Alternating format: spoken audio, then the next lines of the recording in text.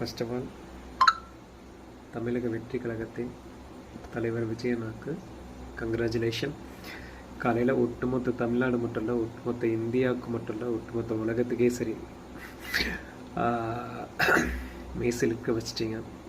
Joseph Vijay அப்படிங்கிற அந்த அரியணையில் ஏறும்போது சொன்ன வார்த்தைகள் ஒன்றும் நெத்தி போட்டில் அடிக்கிற மாதிரி இருந்தது. தேங்க்யூ. அதே நேரத்தில் அதை மட்டும் என்ஜாய் பண்ணிவிட்டு நாங்கள் போகிறதுக்கு இங்கே உங்களுக்கு ஓட்டு போடல sir, including me, my family, my friends circle.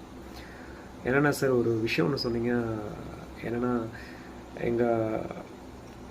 உங்களுடைய குட்டி நண்பிகள் உங்கள் ஃப்யூச்சருக்காகவும் நான் பிளான் பண்ணுவேன், செயல் திட்டம் பண்ணுவேன், ஃப்யூச்சருக்காக உழைப்பேன் அப்படின்னு சொன்னீங்க.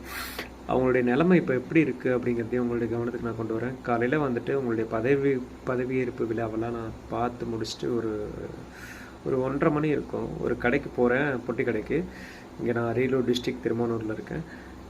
அப்போது என்ன அப்படின்னா வந்துட்டு ஒரு பையன் வந்துட்டு ஒரு 3rd ஸ்டாண்டர்ட் படித்து முடித்த பையன் 4th கிளாஸ் போகிறான். அவன்கிட்ட அங்கே உள்ள ஒரு யோகா டீச்சர் கேட்குறாங்க.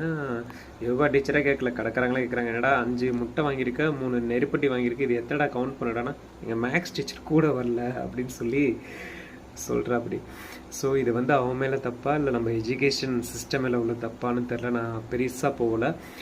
ப்ளஸ் அந்த நண்பிகளுடைய அவங்க கிட்டத்தட்ட ஐ மீன் கவர்மெண்ட் ஸ்கூலில் கூட படிக்கல, ப்ரைவேட் ஸ்கூலில் படிக்கிற. அப்படி ஒரு 25,000 to 30,000 ஃபீஸ் கொடுத்து படிக்கிற. அப்படி ஸோ இங்கே கவர்மெண்ட் ஸ்கூலில் தான் நல்லான்னு சொல்லி ப்ரைவேட் ஸ்கூலில் சேர்த்தா அதோடைய நிலமை அதை விட ரொம்ப இதுவாக இருக்குது. ஸோ அவங்களுக்கான எமர்ஜென்சி வார்டு மாதிரி இதை நான் பார்க்குறேன்.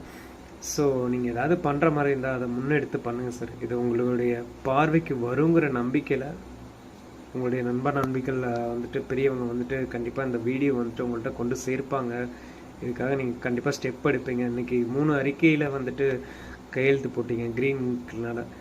முக்கியமான க்ரீன் இங்க் இங்கே தான் சார் இருக்குது. வடிவேல் சார் சொல்கிற மாதிரி பில்டிங் ஸ்ட்ராங்கு பேஸ் பட்ட வீக்னா ரொம்ப கஷ்டம் சார். ப்ளீஸ் சார், இதுக்கு ஏதாவது ஸ்டெப் எடுங்க.